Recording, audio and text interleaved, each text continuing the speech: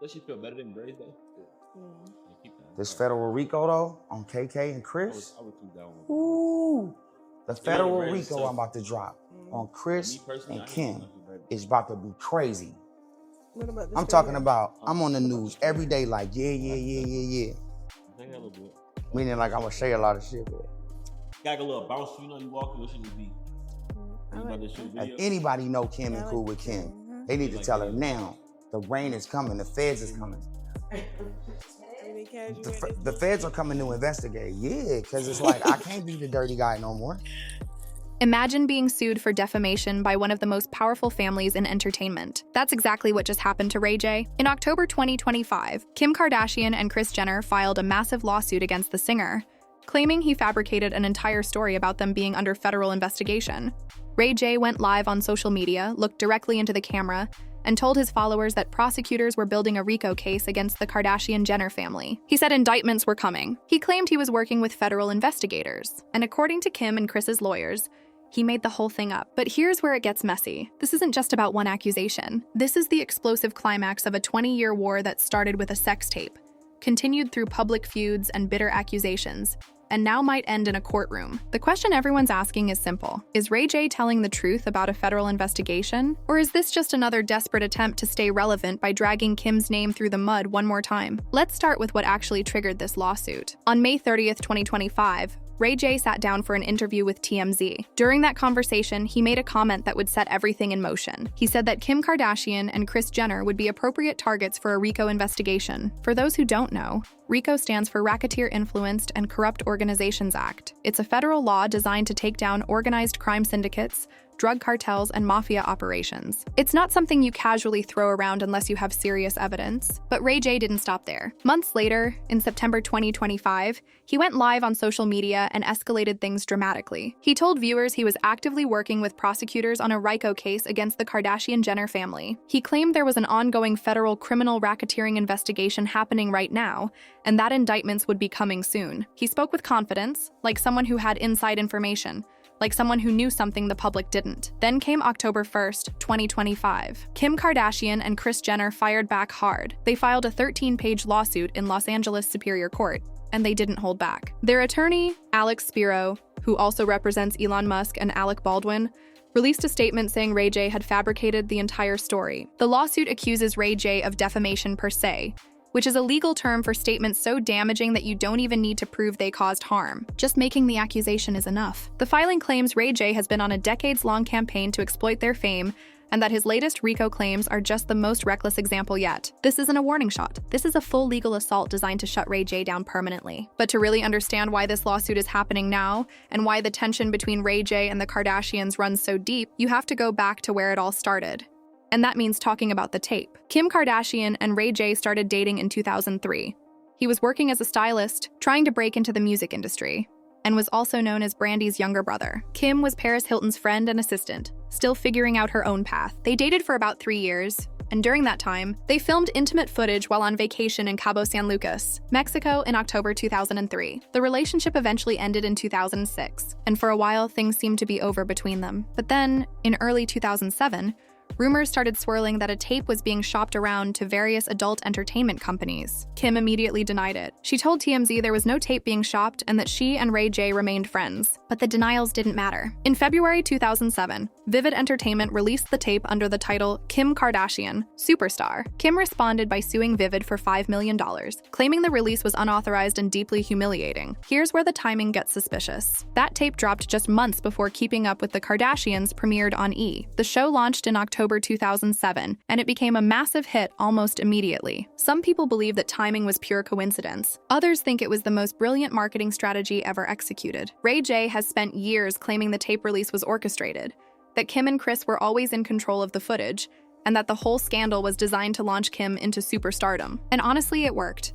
That tape became the foundation of a billion-dollar empire. Whether it was planned or not, Kim Kardashian became a household name because of it. Ray J, on the other hand, never reached that same level of fame, and that resentment has been festering ever since. Ray J's accusations about the tape didn't just fade away over time. In fact, they got louder. By 2022, he was publicly saying he'd been living in the shadows for 14 years, while the Kardashians used his name and reputation to build their brand. He claimed Kim had the original footage the entire time, and that the narrative about the tape being leaked against her will was completely false. He even handed over photos and text messages to Kanye West to prove his point. Kanye, who was going through his own public feud with the Kardashian family at the time, amplified Ray J's claims on social media. The two of them teamed up, with Kanye posting screenshots and rants about how Kim had lied about the tape for years. It was messy, chaotic, and it put Kim back in the position of having to defend herself against accusations she thought were long buried. The conspiracy theory goes like this. Kris Jenner, the ultimate momager, saw an opportunity. She knew the tape existed, knew it would create a scandal, and decided to use that scandal as a launching pad for her daughter's career. She allegedly orchestrated the leak, then had Kim sue Vivid Entertainment to make it look like they were victims. The lawsuit would eventually settle. Kim would reportedly receive a payout, and the family would ride the wave of publicity straight into a reality TV empire. It's a theory that makes sense on paper, especially given how calculated and business-savvy Kris Jenner is known to be. But Kim has always maintained that the release of that tape was one of the most humiliating moments of her life. She's said in interviews that she wishes it never happened, that it's something she's had to live with and explain to her children. So who's telling the truth? Did Kris mastermind the whole thing, or was Kim genuinely a victim of revenge adult content? The answer probably lies somewhere in the messy, complicated middle. But one thing is certain. That tape changed everything. The problem is the sex tape drama was just the beginning. Over the past 2 decades, Ray J and Kim have been stuck in a toxic cycle of public feuds, accusations, and temporary truces that never last. Ray J has a pattern. He stays quiet for a while, then suddenly resurfaces with explosive claims about Kim or the Kardashian family. He gets media attention, does interviews, releases music, and then eventually backs down or moves on to something else. In 2014, he released a song called I Hit It First, which was clearly about Kim. The music video featured a model who looked almost identical to her, and the lyrics left no room for interpretation. It was petty, it was calculated, and it worked. People talked about Ray J again. He was back in the headlines, even if it was for all the wrong reasons. Over the years, Ray J has done multiple interviews where he discusses intimate details about their relationship. He's talked about their chemistry, their time together, and what their relationship was really like behind closed doors. Kim, for the most part, has stayed silent. She's moved on, built an empire, raised 4 kids, and become a billionaire. She doesn't need to respond to Ray J because responding would only give him more attention. But occasionally, she's addressed it. She's called his claims lies, said he's trying to rewrite history, and made it clear she wants nothing to do with him. Kanye West, during his marriage to Kim, also got involved. In 2025, during one of his social media rants, Kanye brought up the tape again, referencing Ray J and making accusations about Kim's past. It was humiliating for Kim, dragging her back into a narrative she's spent years trying to escape. The lawsuit filed in October 2025 makes a specific claim. Ray J has been on a decades-long campaign to exploit the Kardashian fame. And when you look at the pattern, it's hard to argue against that. Every few years, right around the time Ray J's career hits a lull, he brings up Kim's name. He does an interview, makes an accusation, drops a song, or posts something on social media. He gets attention, gets paid for appearances, and then fades back into the background until the next time he needs a boost. It's a cycle that's repeated itself over and over. And from Kim and Kris's perspective, it's exhausting. They've built an empire, and Ray J keeps showing up like a ghost from the past, demanding to be acknowledged. One of the key arguments in the lawsuit is that Ray J can't accept the fact that their relationship ended over 20 years ago. Alex Spiro, the Kardashians' lawyer, made this point explicitly. He said Ray J has repeatedly sought to exploit their fame and that his latest claims about a federal investigation are just the most reckless and damaging example yet. But Ray J sees it differently. He's argued for years that he's been abused, silenced, and unfairly vilified by the Kardashian machine. He believes he's been painted as the villain when, in his mind, he was just as much a victim of the tape leak as Kim was. He thinks he deserves credit for Kim's success, or at the very least, he shouldn't be erased from the story. There's a deep resentment there. A feeling that Kim became a billionaire in part because of their relationship and that tape, while his own career never took off in the same way. And honestly, there's some truth to that. Kim's fame skyrocketed after that tape, whether it was intentional or not. Ray J, meanwhile, had some music success, appeared on reality shows, and stayed in the public eye. But he never reached that superstar level. He's been stuck in the shadow of Kim Kardashian for 2 decades, known more for his connection to her than for anything he's accomplished on his own. That kind of dynamic breeds bitterness. And now with these RICO claims, Ray J has taken things to a level that's impossible to ignore. He's not just making vague accusations anymore. He's claiming the Kardashian-Jenner family is involved in federal criminal activity. That's a line you don't cross unless you have proof.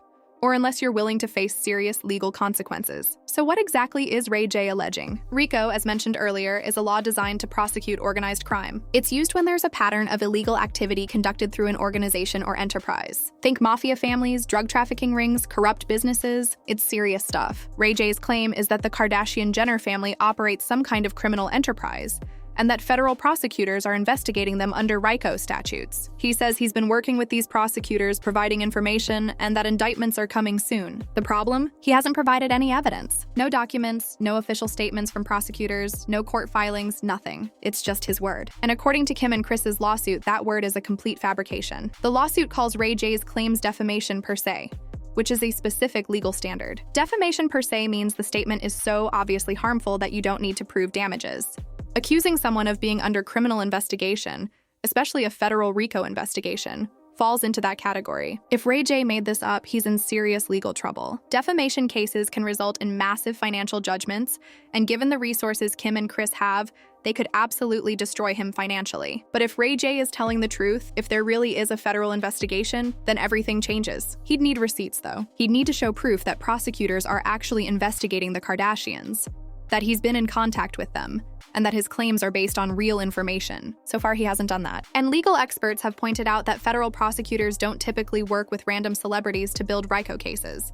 If there was an actual investigation, Ray J probably wouldn't know about it, let alone be involved in it. Ray J's response to the lawsuit was as dramatic as you'd expect. On October 3rd, 2025, just 2 days after being served with the legal papers, he went live on social media again. He sat there, documents in hand, and started reading through the lawsuit on camera. He called it an attack, said Kim and Kris were trying to make him a slave, and doubled down on every claim he'd made. He insisted the RICO investigation was real, that he was telling the truth, and that the Kardashians were using their wealth and power to silence him. He refused to apologize, refused to back down, and made it clear he was ready to fight this in court. Watching that live stream, you could feel the anger and frustration radiating from him. He genuinely believes he's been wronged, that he's been treated unfairly for years, and that this lawsuit is just another attempt to control the narrative. But here's the thing. Ray J has a history of making explosive claims and then walking them back. He's done it before. He'll say something shocking, get attention, and then later clarify or soften his statements. So even though he's acting confident now,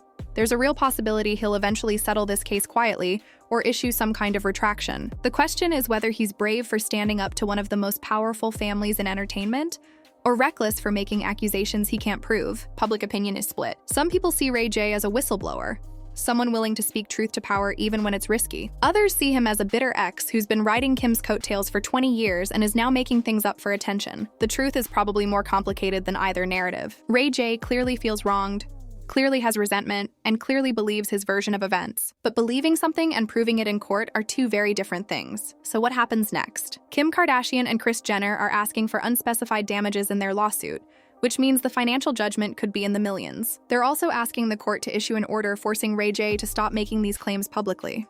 If they win, Ray J could be financially destroyed. He'd owe them a massive amount of money, and his reputation would be permanently damaged. If he can't prove the RICO investigation is real, he'll be labeled a liar and a fabricator. On the other hand, if Ray J somehow proves there is a federal investigation into the Kardashians, this becomes one of the biggest stories in entertainment history. The Kardashian-Jenner family would face federal charges, their empire could crumble, and Ray J would be vindicated. But legal analysts have said that scenario is extremely unlikely. Defamation cases are hard to win in general, but this one is different because the claims are so specific and recent. Ray J made clear, verifiable statements about a federal investigation. Either that investigation exists, or it doesn't. There's not much room for interpretation. Kim and Kris didn't just hire any lawyer for this case. They brought in Alex Spiro, one of the most aggressive and successful attorneys in the country. He's represented Elon Musk, Alec Baldwin, and other high-profile clients. He doesn't take cases to send a message. He takes cases to win.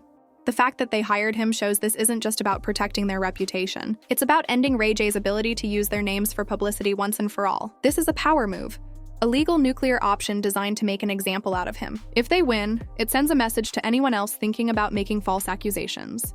You will be destroyed in court. If they lose, or if Ray J's claims turn out to be true, it's the biggest scandal the family has ever faced. The stakes couldn't be higher. Looking at the big picture, this lawsuit is the culmination of a 20-year toxic cycle. It started with a sex tape that neither of them can escape. That tape launched Kim into superstardom and left Ray J stuck in her shadow. Over the years, he's tried to reclaim his narrative, tried to get credit or acknowledgement, and tried to expose what he believes is the truth about how that tape was released. But every time he speaks out, it backfires. Kim moves on, continues building her empire, and Ray J is left looking bitter and obsessed. The pattern repeats itself over and over. He gets attention, faces backlash, goes quiet, and then comes back with another accusation. This time, though, he crossed a legal line. Claiming someone is under federal investigation isn't just gossip. It's a serious accusation that can have real consequences.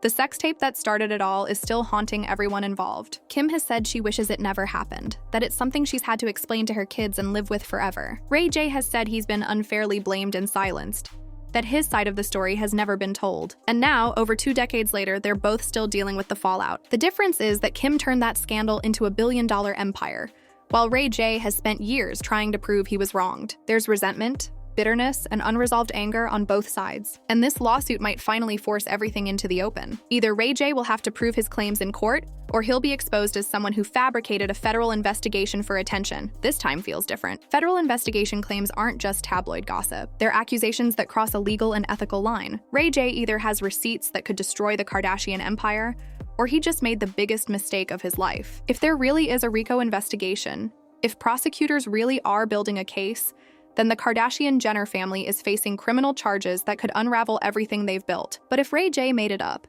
if he lied about working with prosecutors and fabricated the entire story, then he's about to pay a devastating price in court. Kim and Kris have the money, the lawyers, and the determination to make sure he never uses their names for publicity again. Sometimes the past doesn't stay buried, especially when there's fame, money, and deep resentment involved. Ray J and Kim Kardashian are forever linked because of a tape made over 20 years ago. No matter how much time passes, no matter how successful Kim becomes, that connection will always exist. And for Ray J, that connection has been both a blessing and a curse. It's kept him relevant, but it's also defined his entire public identity. He's Ray J, the guy from Kim Kardashian's tape. That's his legacy, whether he likes it or not. And after 2 decades of trying to change that narrative, he's now facing a lawsuit that could end his ability to speak about it altogether. The final question is simple. Is Ray J a whistleblower trying to expose the truth about a powerful family, or is he just a bitter ex who can't let go? The answer will be decided in court. But one thing is certain. This legal battle is the climax of a 20-year war that started with a tape, continued through public feuds and accusations, and now might finally end with a judgment that destroys one of them. Either Ray J walks away vindicated, or he walks away financially ruined and permanently discredited. There's no middle ground anymore. The Kardashians have made sure of that.